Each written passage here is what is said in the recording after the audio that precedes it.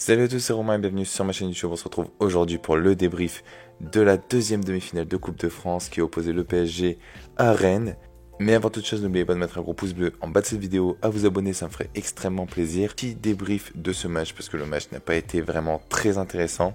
Donc on va commencer par les compositions. Donc il y a Donnarumma au but, Hakimi, Marquinhos, Hernandez et Mendes en défense. À noter le retour en titulaire de Marquinhos et de Nuno Mendes. En milieu, Zaïre Emery, Vitinha, Ruiz.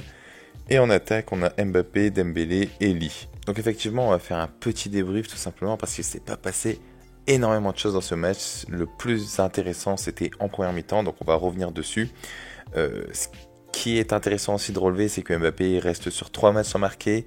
Ce match va lui servir de prouver, mais on va voir que ça va être très compliqué.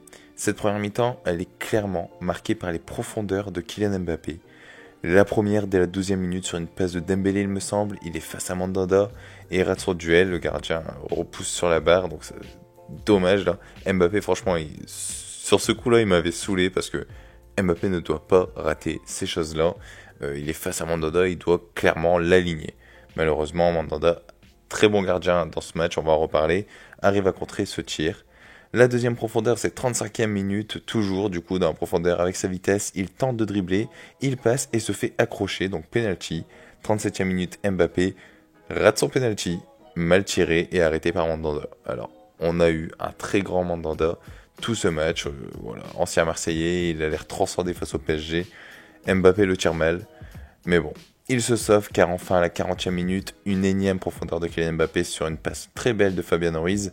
Mbappé qui est dans la profondeur, qui envoie une frappe qui est déviée pour enfin marquer. Et ça fait du bien, 1-0, Mbappé qui marque un nouveau but, je crois qu'il a 45 buts cette saison, ou 46 buts, c'est énorme, en 45 matchs je crois. Donc vraiment c'est vraiment énorme. Et c'est sur ça que se termine cette première mi-temps. Voilà, Mbappé, malgré ses ratés, c'est lui qui propose, il est présent et voilà, il part dans les profondeurs. Donc on va pas lui reprocher énormément de choses. Et enfin, on continue sur cette deuxième mi-temps. Alors il n'y a rien de très intéressant, donc on va passer très vite. Il y a pas mal d'actions. Mbappé est resté tout le match. Voilà, mais c'était pas incroyable. On a eu aussi, il faut le dire, deux grands gardiens. Donnarumma a très très bien joué et Mandanda aussi. Donc franchement, je crois que c'est les hommes du match.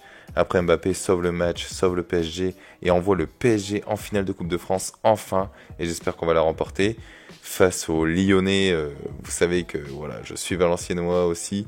Donc j'ai le seum et j'espère que Paris va se faire un plaisir et que Kylian Mbappé va se faire un plaisir de battre Lyon et de remporter sa Coupe de France. Donc voilà, ça me ferait plaisir. Pour revenir encore un petit peu sur le match, j'ai pas trouvé vraiment de joueurs vraiment au top. Voilà, c'était un match normal, on va dire. J'ai l'impression qu'ils étaient en train de gérer un petit peu.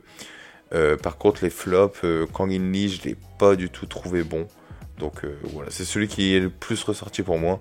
Après, bon, il y a toujours des joueurs bons comme Dembélé, Zaïre Emery, Ruiz, il était bon aujourd'hui.